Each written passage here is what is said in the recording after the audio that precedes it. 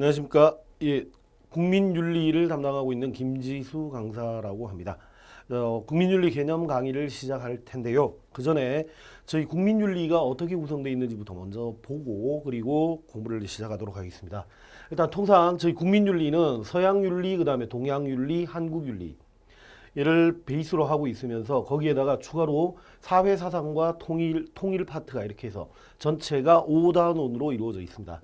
그리고 출제는 통일을 제외하고 얘를 한 9대 1 정도로 공부의 비중을 두시면 좋을 것 같습니다. 그리고 통상 수업을 하시는 분들, 공부를 하셨던 분들이 제일 많이 까다롭게 생각하셨던 분들이 서양윤리의 전개과정, 그리고 동양윤리, 그리고 특히 동양윤리 중에서 유교, 그 중에서 성리학과 관련된 한국에서 이기 호발설이라든가 이 퇴계 이황이나 아니면 율곡 이의 생각들에 대해서 많이 힘들어 하시더라고요. 그래서 그 부분을 좀 더 중점적으로 정리하면서 내용을 시작하도록 하겠습니다. 일단 본 내용 들어가기 전에 전반적인 개관을 먼저 한번 해봤으면 좋을 것 같습니다. 통상 서양 사상의 흐름을 보면은 시기별로 고대 소피스트로부터 서양 윤리가 시작이라고 얘기를 합니다. 자, 소피스트 이전에는 자연 철학이라는 것이 있었습니다.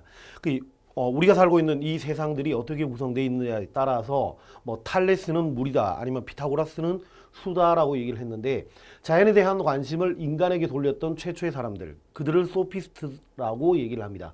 그리고 얘들이 주장했던 기본 사상은 윤리는, 그 다음에 진리는 사람에 따라 달라진다는 상대주의를 주장하고 있었습니다.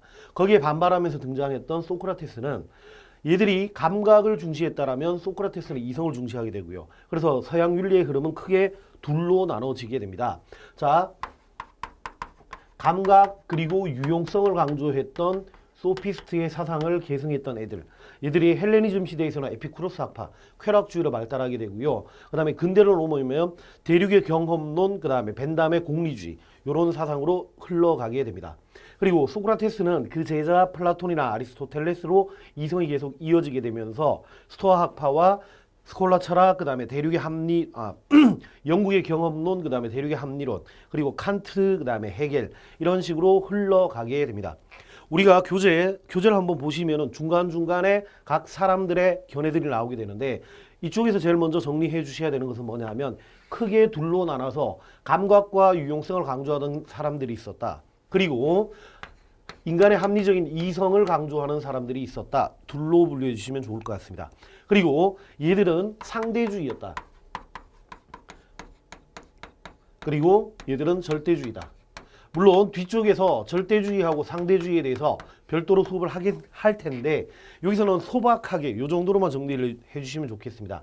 진리는 사람에 따라 달라진다라는 생각이 상대주의적인 생각입니다.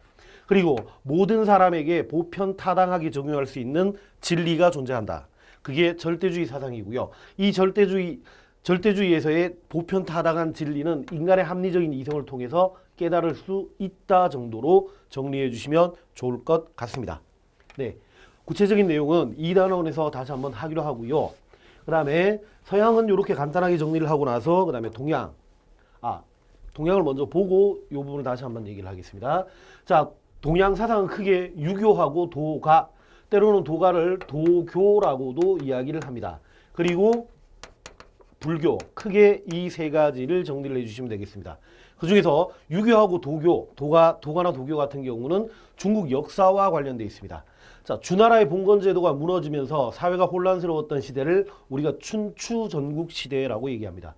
예, 춘추전국 시대에 등장했던 공자와 그의 공자 사후에 등장했던 맹자의 사상을 이어받은 걸 유교라고 얘기를 하고요. 그 다음에 노자와 장자의 사상을 이어받았던 학파를 도교라고 얘기합니다.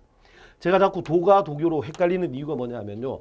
노자, 장자 시대에 있었을 때는, 이때는 우리가 도가라고 이야기를 하고요. 얘가 위진남북조 시대로 가면서 도교로 성립이 되게 되는 겁니다. 그 다음 세부적인 내용은 다시 한번 가기로 하고요. 그 다음에 공자와 맹자가 죽은 이후에 진나라 시황제가 중국을 통일하면서 분서갱유라는 걸 합니다. 그래서 공자와 맹자의 사상이 이어지지 않으니까 그들의 사상들, 즉 공자께서 어떻게 말씀하셨다, 그다음 맹자가 어떻게 말씀을 하셨다라는 것을 해석하는, 즉 경전 해석 중심의 훈고화학이라는 유학이 지금 한나라 때 등장하게 되고요. 송나라 때는 성리학으로까지 발전하게 됩니다.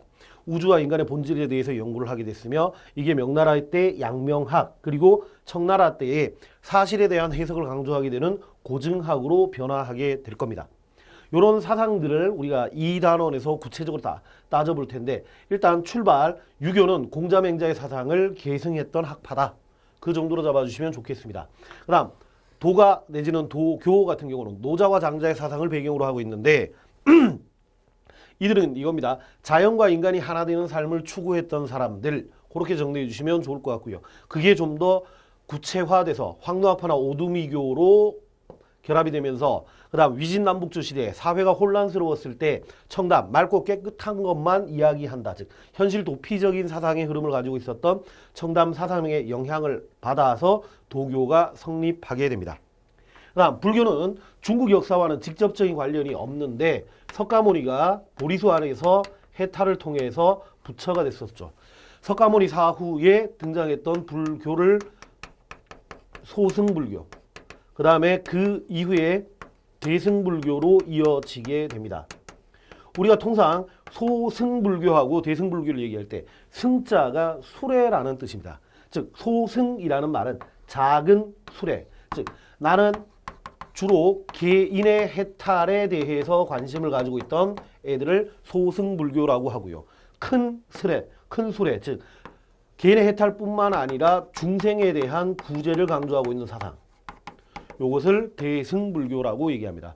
소승불교는 미얀마라든가 동남아시아 지역에 아직까지 남아있고요. 대승불교는 우리나라로까지 전래돼서 한국 불교로까지 연결이 된다라는 것 정도 이렇게 잡아주시면 좋을 것 같습니다. 물론 지금은 여기는 소박한 개념 정리 정도만 했는데 이 단원에서는 각 유교라든가 도교 그 다음 서양 사상들에 대해서 좀 더 세심하게 그리고 구체적으로 내용들을 정리를 해야 할 것 같습니다. 그럼 자 이쪽 앞쪽으로 잠깐 다시 돌아가셔가지고요. 서양 사상에서 소피스트들로 시작이 되는 이 학파들의 특징은 일단 인간의 감각적인 욕구를 강조하는 사상이었습니다. 그리고 소크라테스로부터 이어지게 되는 사상들은 인간의 합리적인 이성을 강조하는 사상이라고 할 수 있습니다. 그의 정신들을 이어받아서 에피쿠로스 학파, 쾌락주의라든가 영구의 경험론, 홉스 공리주의나 그 다음 듀이의 실용주의로 이어지게 됩니다. 소크라테스는 플라톤과 아리스토텔레스로 이어지게 되고요. 중세에서 스토아 학파나 그 다음에 근대의 대륙의 합리론이나 칸트, 헤겔 좀 전에 봤던 그 내용들이 연결이 될 겁니다. 그러나 감각적 욕구를 중요하게 했다라는 이유는 얘들이 추구했던 행복이라는 것은 결국 쾌락에 의해서 실현될 것이다 라고 했습니다. 그리고 이성을 강조하는 사상들은 이성을 통해서 감각적 충동이나 정념을 억제하라라는 게 포커스가 되고요. 선이라든가 덕을 실천할 때 이성을 통한 선의 실현 내지는 덕의 실현이 이루어지고 있는 상태를 행복이라고 봤습니다. 자, 감각적 욕구. 자, 소피스트 계열의 학자들은 쾌락을 대한 적극적인 추구를 했다라고 한다면 이튼 소크라테스 학파들은 이렇게 쾌락이나 정념을 억제한다라는 점에서 차이가 있겠다. 그거 구별해 주시면 되고요. 아까 말씀드렸다시피 진리는 사람에 따라 달라질 수 있다라는 상대주의니까 나의 진리를 타인에게 강요해서는 안 된다라고 얘는 구별을 해 주셔야 됩니다. 그다음 보편타당한 진리가 있다라는 절대주의 사상은 하나의 기준을 가지고 모든 경우에 공통적으로 적용해야 되겠다. 이렇게 설명이 될 수 있을 것 같습니다. 그다음 감각을 강조했던 사상 중에서 공리주의. 자, 공통의 이익을 추구하는 사상이라고 정리를 하시면 좋겠네요. 공리주의는 벤담이 가장 대표적이었는데 우리가 가장 알고 있는 표현 중에 하나가 최대 다수의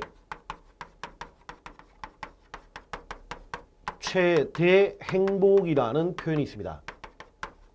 즉 이들이 추구했던 건 다수의 행복을 추구하고 있다. 이렇게 정리해 주시면 되고요. 우리가 살면서 추구해야 할 하나의 목적이 있다라는 목적론적 윤리설과 그 다음에 결과주의 윤리설이 감각의 욕구를 강조하는 사상이었습니다. 즉 목적론 다시 한 번만 보시면은요. 최선의 결과를 가져오는 행위는 옳다. 그리고 최선의 결과를 가져오지 못하는 행동은 잘못되었다라고 판단을 하는 겁니다. 즉, 그 목적에 얼마만큼 충실했느냐, 그렇지 못했느냐를 가지고 판단하는 것이 이쪽 계열의 특징이라고 할 수 있겠습니다. 그리고 칸트, 선의지를 강조했었는데 기본적으로 이성을 강조하기 때문에 절대주의 사상이 있고요. 그 다음 우리가 법칙을 따라야 하며 그 법칙은 무조건 지켜라 라는 의무론적 윤리설, 그리고 행위의 결과보다는 동기를 강조하게 되는 동기주의 윤리설이 나오게 되는 겁니다. 그다음 의무론 말씀을 드리면 우리가 어떤 도덕 규칙을 지키는 행위, 즉 의무를 지키는 행위는 옳은 것이며 그걸 지키지 못하는 행위는 잘못되었다라고 판단하는 사상이 의무론에 해당한다라고 하겠습니다. 큰 그림으로서 요 내용들을 정리를 해주시고요. 그 다음에 세부적인 내용들을 좀 더 구체적으로 잡아주시면 좋을 것 같습니다.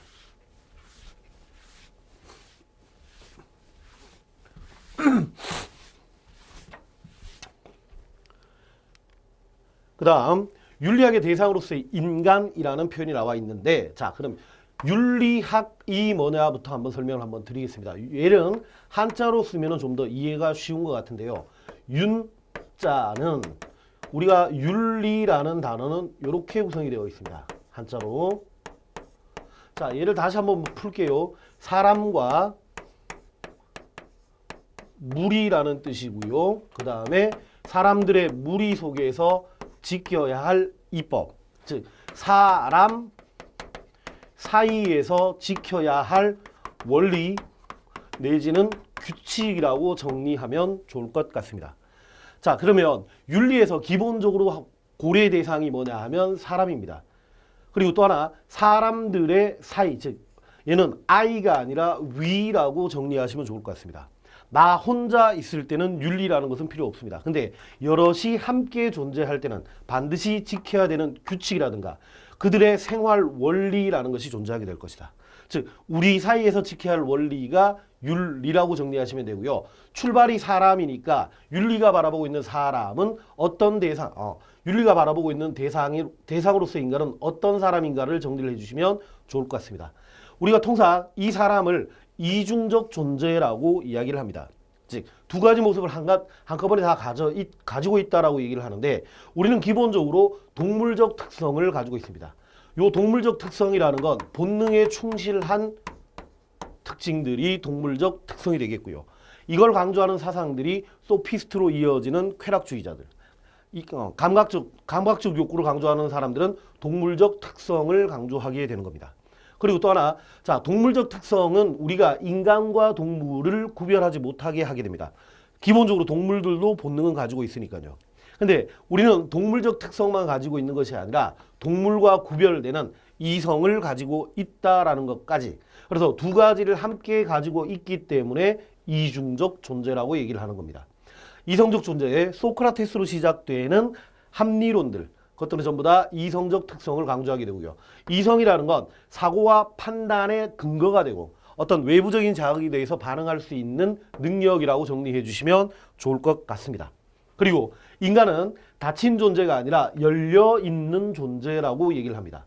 즉 모든 가능성이 열려있기 때문에 스스로 결정할 수도 있고 그 다음에 무엇이든 될 수 있는 잠재적 가능성도 가지고 있고 그 다음 열려있는 존재니까 스스로의 삶을 개척할 수 있는 의지도 가지고 있다라고 정리가 되는 겁니다. 얘를 먼저 잡아주시면 되고요. 그 다음 우리가 시험에서 많이 물어보는 내용 중에 하나가 인간이 가지고 있는 특성이라고 해서 5가지를 정리해 가지고 왔습니다. 그럼 이 특성들도 하나하나 따져보면 좋을 것 같습니다. 일단 첫 번째, 인간은 도구적 존재라고 합니다. 사람이 치타처럼 아니면 사자처럼 빨리 달리지는 못합니다. 이 인간으로서의 도구적 존재라는 건 무슨 뜻이냐면 인간이 부족한 부분에 대해서 이 부족한 부분을 채우기 위해서 도구를 사용하게 되고 그 다음에 인간이 가지고 있는 한계를 극복하게 된다. 많은 과학기술의 발달은 결국 도구적 존재로서의 인간의 특성에서 나오는 것이라고 할 수 있겠습니다. 그다음 두 번째, 유시적 존재. 우리가 통상 요걸 논다라고 이야기를 하는데 그냥 논다라고 해서 나쁘다라는 게 아니고요. 논다라는 말, 유희를 다시 설명하면 레크리에이션, 즉 다시 창조한다라고 정리를 할 수 있습니다. 레크레이션, 휴식을 통해서 우리가 삶의 활력이라든가 삶의 원동력을 얻게 된다. 여기서 논다라는 의미는 직업적인 의미가 아니라 직업과 무관하게 대가를 바라지 않고 그냥 창조적인 재활동이구나라고 정리해 주시면 되겠습니다. 자, 세 번째, 인간은 사회적 존재입니다. 즉 모든 사람은 홀로 살아갈 수 없는 존재고 사회 속에서 타인과 함께 공존할 수밖에 없다. 이게 인간이 사회적 존재라는 뜻의 의미가 되겠습니다. 그리고 또 하나, 인간은 문화를 창조하고 그 문화를 상징 수단을 통해서 후세에게 전달하는 존재다. 자, 인간만이 문화를 가지고 있다. 그리고 인간은 합리적 이성을 가지고 있으니까 윤리적 판단을 할 수 있고 도덕적 행위를 할 수 있는 존재다. 그래서 인간의 특성은 크게 5가지로 정리가 되겠습니다. 이렇게 잡아주시면 좋을 것 같고요. 그 다음 페이지를 한번 보시겠습니다. 좀 전에 말씀드렸다시피 자, 윤리에서 인간, 즉 사람에 대한 이야기들이 진행이 되고 있는데 우리가 동양 사상에서 사람을 어떻게 보고 있는지에 대해서도 한번 정리해 보겠습니다. 일단 출발. 동양에서 유교는 인간을 중간적 존재라고 이야기를 합니다. 즉 하늘과 땅 사이에 있는 사람. 그래서 하늘과 땅의 중간에 위치하고 있는 존재라서 중간적 존재라고 합니다. 그리고 성선, 즉 인간의 본성은 선하다라는 게 유교의 기본 사상이 되겠습니다. 성선설과 성악설이 유교에서 나오게 되는데 맹자가 성선설을 주장했으며 거기에 비해서 순자는 성악설을 주장했다. 얘 먼저 정리해 주시고요. 공자와 맹자의 사상이 기본이기 때문에 인간은 성선의 존재다라고 얘기를 합니다. 맹자의 관점에서 하늘은 자신의 법칙, 즉 요걸 천리라고 이야기합니다. 하늘의 도리를 인간에게 주었기 때문에 인간의 본성은 선할 수밖에 없는 존재였다. 자, 그런데 원래 선한 존재였는데 현실을 보면 도덕적으로 타락을 하게 된 게 현실의 모습이 되고요. 인간의 본성이 선했는데 타락한 존재가 된 이유는 인간이 가지고 있는 욕심, 즉 사욕 때문에 이런 일이 벌어졌다. 그럼 타락한 도덕적인 타락을 다시 원래 선한 존재로 하기 위해서는 인간이 가지고 있는 사욕을 억제하자. 이게 유교의 기본적인 생각이 되겠습니다. 그러면 사욕을 억제하는 방법은 일단 출발은 자기로부터 시작됩니다. 그래서 수기라고 하고요. 자기를 닦는다라는 뜻이며 자기를 닦은 이후에 다른 사람을 편안하게 하자. 그래서 수기안인이라고 얘기합니다. 그리고 유교의 기본 생각, 사욕을 억제하는 방법. 그래서 사욕을 억제하기 위해서 이용하고 있는 스킬 중에 하나가 극기복례라는 게 있습니다. 얘는 무슨 뜻이냐 하면요. 자기를 극복한다. 즉 자기의 나쁜 마음을 극복하여 예절을 회복하자라는 게 극기복례의 생각입니다. 얘가 지금 뒤쪽에서도 다시 한번 다뤄질 텐데 기본적인 내용들이 이렇게 정리가 될 수 있을 것 같습니다. 그리고 유교의 인간관을 윤리적 인간관이라고 합니다. 자, 얘를 윤리적 인간관이라고 하는 이유는 유교는 사회 속에서 지켜야 할 인간의 모습들, 여기에 대한 고민들을 하고 있기 때문에 윤리적 인간관이라고 하고, 유교가 바라보는 가장 바람직한 것은 천인합일이라고 부릅니다. 즉 천리가 내재되어 있으니까, 출발이 천리의 내재이기 때문에 인간과 하늘이 합쳐지면은 원래의 선한 본성을 회복할 수 있겠다. 그래서 천지조화를 강조하게 되고요. 만물과 화합하고 만물을 육성하자라고 이야기를 하게 되는 겁니다. 그럼 이런 극기복례를 통해서 자신의 사욕을 억제했던 이상적인 사람을 군자라고 부르고요. 군자는 자기가 도덕적 실천을 통해서 학문도 연마하면서 그 다음에 상달, 여기서 상달이라는 건 하늘의 원리입니다. 천리를 이해하고 있는 사람들, 이런 사람들을 군자 내지는 성인이라고 부르고 있습니다. 그 다음 불교의 인간관.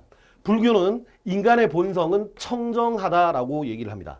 그 이유는 인간 속에는 누구나 불성, 즉 부처님의 마음을 가지고 있기 때문에 원래는 청정한 존재였습니다.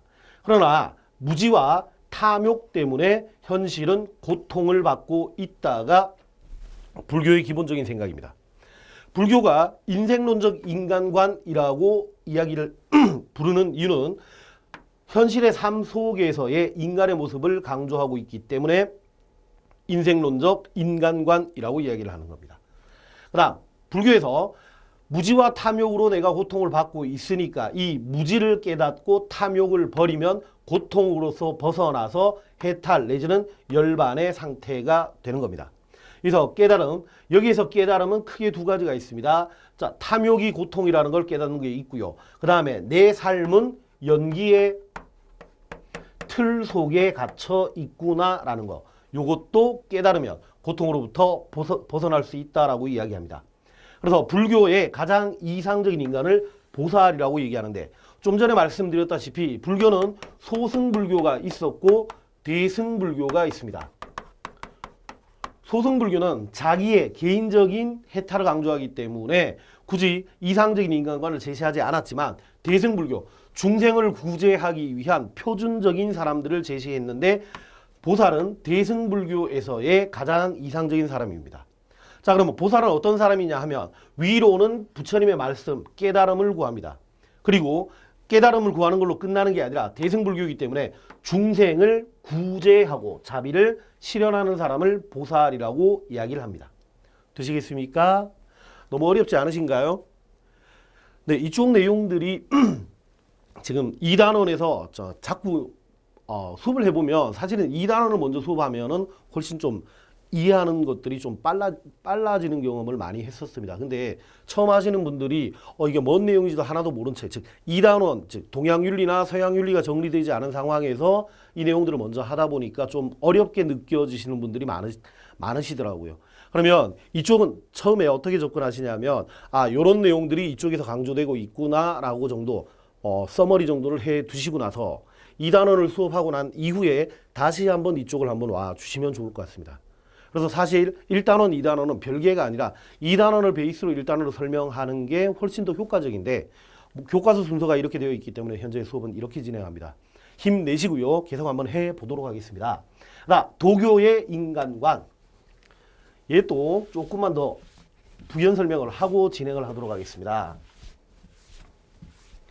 일단 도교에서 노자나 장자의 기본 사상은 뭐였냐면 자연과 인간은 떨어질래야 떨어질 수 없는 존재였다. 즉 인간과 자연은 구별되지 않는 존재다라는 게 기본 생각이었습니다. 그리고 자연 속에서 하나가 되어 있다. 이런 모습을 무위자연이라고 이야기를 합니다. 근데 인간이 어떤 이유에선가 자연으로부터 벗어났다. 즉 무위를 벗어나서 인위를 하고 있기 때문에 현실에서 고통을 받고 있다라고 봤습니다.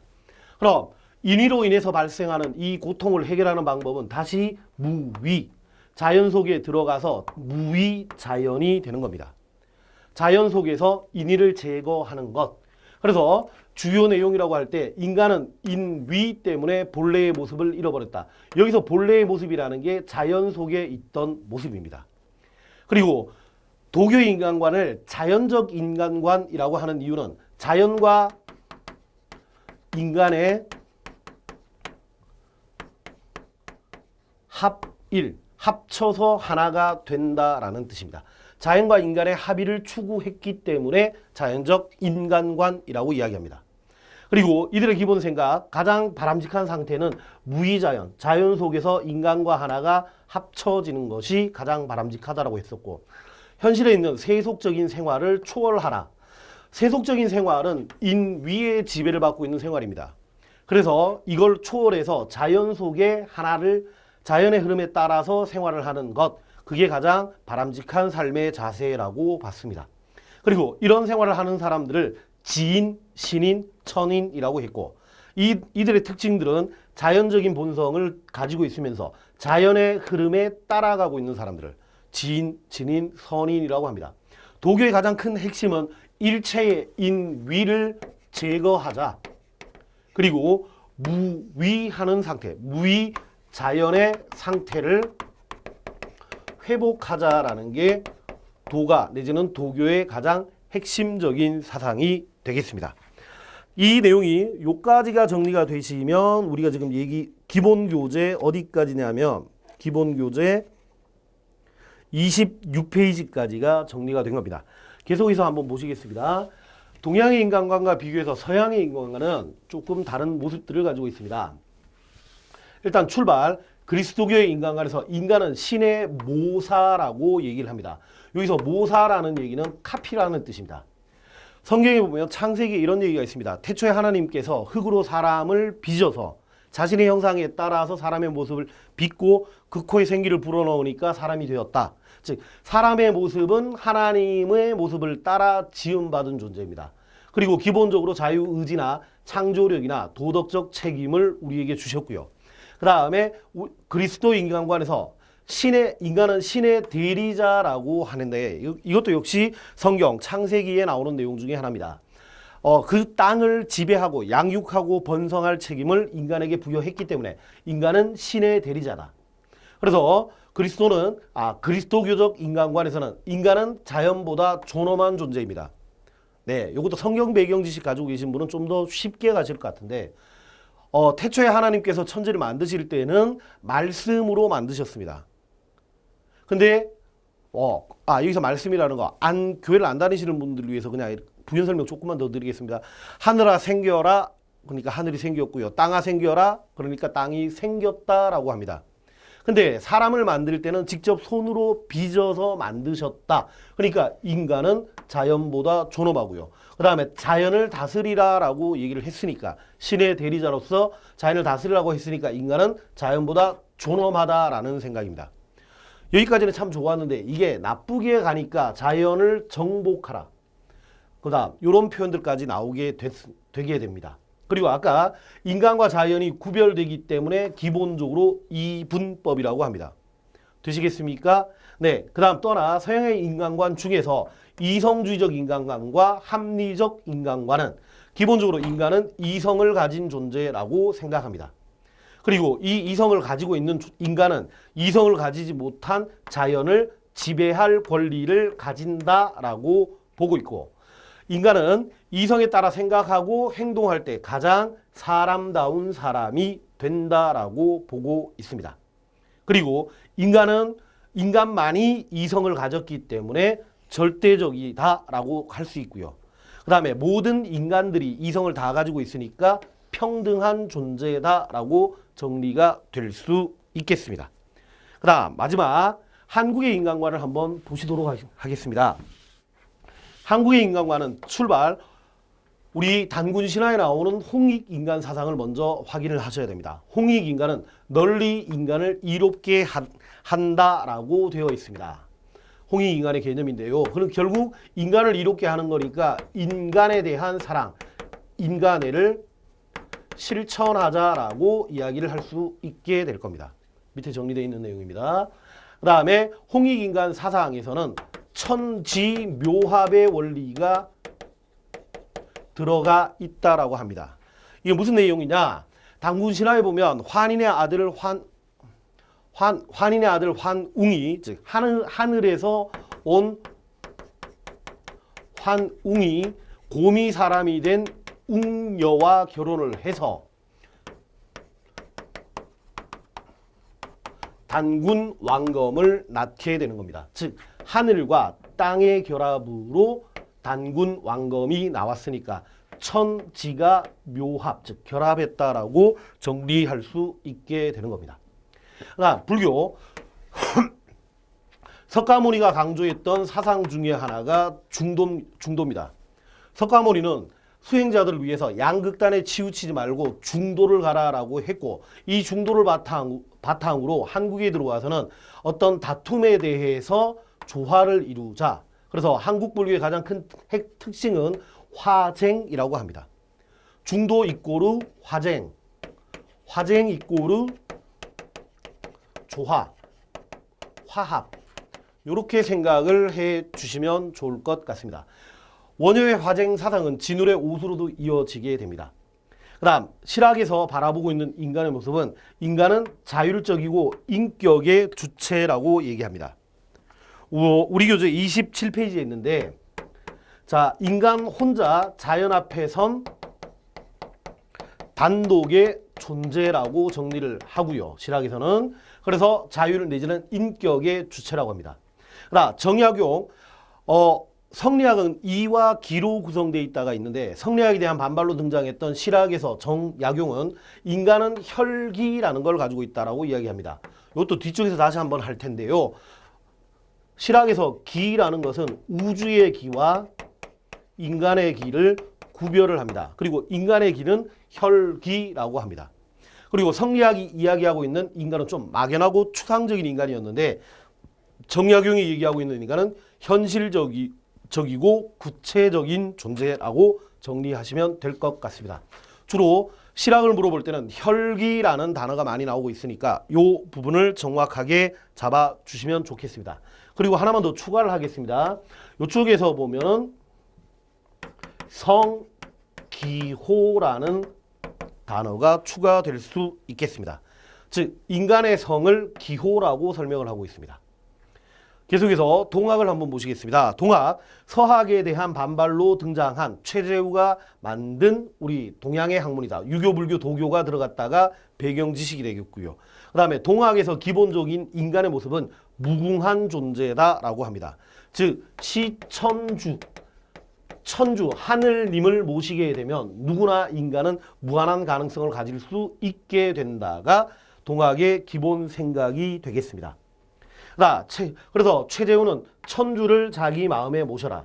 그리고 천주를 자기 마음에 모셨다라는 것은 나 오심, 즉 내 마음과 여심, 당신의 마음은 같게 되는 겁니다.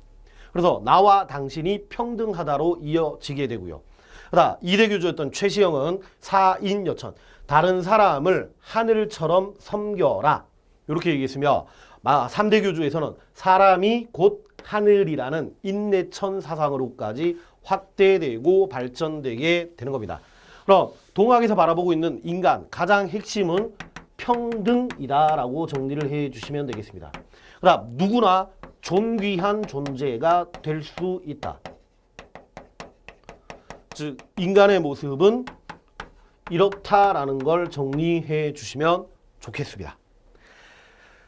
이렇게 해서 우리 기본교재 30페이지까지 자 제1강이 끝났는데요. 국가까지 연결해서 수업을 진행을 하고 그리고 좀 쉬는 게 어떨까 싶습니다. 1강은 이렇게 마무리하시면 좋을 것 같고요. 자 제2강 인간과 국가에 대한 모습, 이 부분을 살펴보도록 하겠습니다. 일단 출발, 국가는 영토, 국민, 주권의 3요소로 이루어져 있다라고 이야기합니다. 영토는 한반도와 부속 도서로 이루어져 있으며 국민은 국적을 가지고 있는 사람들, 그 다음에 주권은 대내적으로는 최고의 권력이고 대외적으로는 독립한 권력이다라고 정리해 주시면 좋겠습니다. 그리고 우리가 초기 국가 형태, 즉 군장 국가가 나타난 것은 정보 활동이 활발해진 청동기 시대였으며 이게 국가가 노예제, 봉건제, 근대, 그다음 현대로 변하게 됐다. 이거는 기본 교재에 내용들이 나와 있으니까 참고해 주시면 좋겠습니다. 그리고 이쪽에서 구별하실 게 근대 자유 시민 국가의 사상이었던 소극 국가관과 현대 복지 국가의 사상인 적극 국가관을 비교해 주시면 좋겠습니다. 소극 국가에서는 자유방임주의, 자 모든 인간은 합리적 이성을 가지고 있으니까 자유롭게 내버려 두더라도 합리적 사고, 합리적 행동이 가능하다라는 것입니다. 그래서 국가의 역할은 최소한으로 축소되게 되고요. 그래서 국가가 하는 일은 시민의 자유나 재산을 보호하는 활동만 하면 되고요. 이런 사상을 야경주의라고 합니다. 얘는 이렇게 정리하시면 어떨까 싶습니다. 국가, 너는 딴 거나 하지 말고 야간에 경비나 서라라는 게 소극 국가관입니다. 그래서 소극 국가는 필요악이라고 이야기하고 그래서 국가의 역할을 축소하게 됩니다. 이게 현대로 넘어오면서 경제공황, 1930년대 경제공황을 겪으면서 수정자본주의가 초기 자본주의가 수정자본주의로 내용이 바뀌게 됩니다. 즉 국가가 모든 문제를 시장에 맡겼더니만 빈부격차가 심해지고 경제 공황들이 나타나니까 이젠 국가가 국민 생활에 적극적으로 개입하기 시작한 것, 그걸 적극 국가관이라고 이야기합니다. 국가가 국민 생활에 개입하는 이유는 모든 국민의 복지, 즉 복지는 행복으로 정리해 주십시오. 즉 모든 국민의 행복, 즉 모든 국민의 인간다운 생활을 보장하기 위해서 국가의 역할을 확대시키는 국가관, 이렇게 잡아주시면 좋겠습니다. 그래서 완전고용이나 최저임금이나 사회보장제도 등 모든 국민, 특히 사회적 약자들의 인간다운 생활의 보장을 위해서 이런 정책들을 추구하는 국가, 그런 국가를 적극 국가라고 이야기합니다. 자, 그 다음 국가의 분류. 크게 국가의 분류 파트에서는 개인하고 국가 중에서 무엇이 우선이냐를 가지고 분류할 수 있겠습니다. 즉 개인주의라는 건 개인이 국가보다 우위에 있고 국가는 개인을 위해서 존재한다. 자, 개인이 목표이면서 국가는 도구가 되는 국가관을 개인주의 국가관이라고 얘기합니다. 그 중에서 자유주의와 민주주의가 분류되는데 개인 중에서 개인의 자유를 최고의 가치에 두고 있는 국가를 자유주의 국가라고 합니다. 그리고 민주는 모든 국민 한 사람 한 사람이 주인이 될 수 있는 국가. 그래서 얘들 둘은 개인주의 파트로 분류가 되고 전체주의 국가관은 개인보다는 국가가 훨씬 더 중요하다. 그래서 사회 전체의 목적을 실현하기 위한 사회주의나 아니면 민족을 그 구성원보다 우위에 두고 있는 것은 전체주의 국가로 분류가 되겠습니다. 크게 두 가지가 분류가 된다라는 것 정도 잡아주시면 좋겠습니다. 시간이 좀 된 것 같은데 자, 요까지는 하고 좀 잠시 쉬었다가 계속 가도록 하겠습니다. 자, 동양의 국가 이론. 아까 도가는 일체의 인위를 거부하기 때문에 소국, 작은 국가와 과민, 작은 백성, 소수의 백성이라는 뜻입니다. 즉 만약에 국가의 규모가 커진다면 인위가 개입될 여지가 인위의 개입이 많아지기 때문에 도가가 바라보는 가장 이상적인 국가는 작은 국가입니다.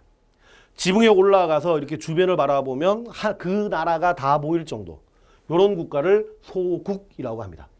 그 다음 법가.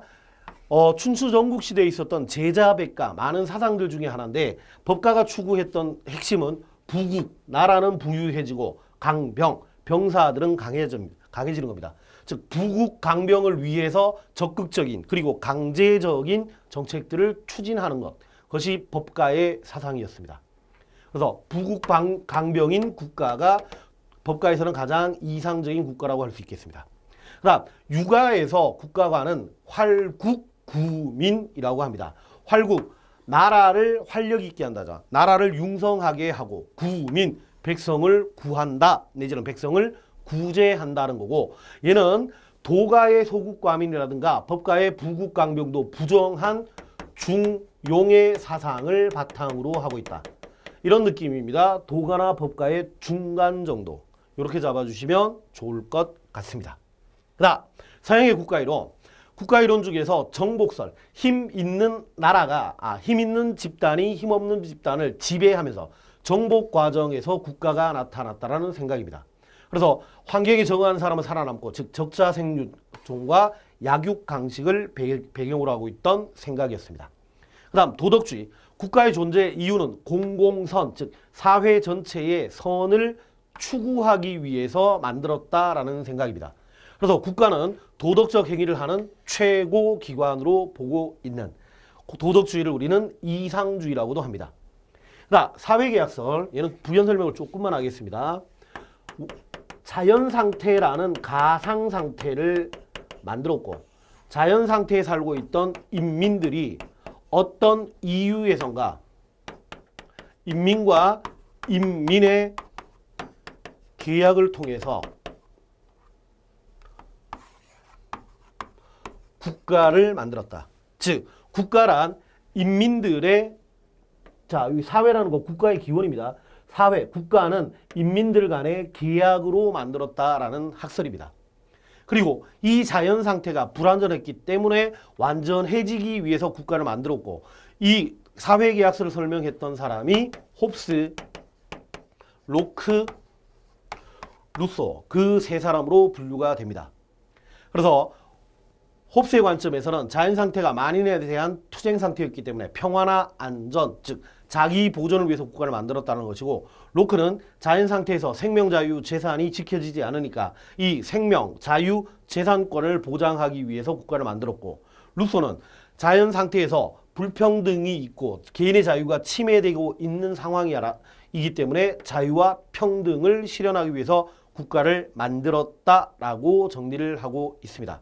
즉, 이 세 사람의 공통점, 국가란 결국 시민, 인민들의 동의에 기초해서 강제력을 행사하고 있고, 얘들의 관점에서는 인민과 국가 중에서 인민이 국가보다 우월하다라는 게 기본적인 생각이 되겠습니다. 자, 그럼 조금만 쉬었다가 3단원을 진행하도록 하겠습니다.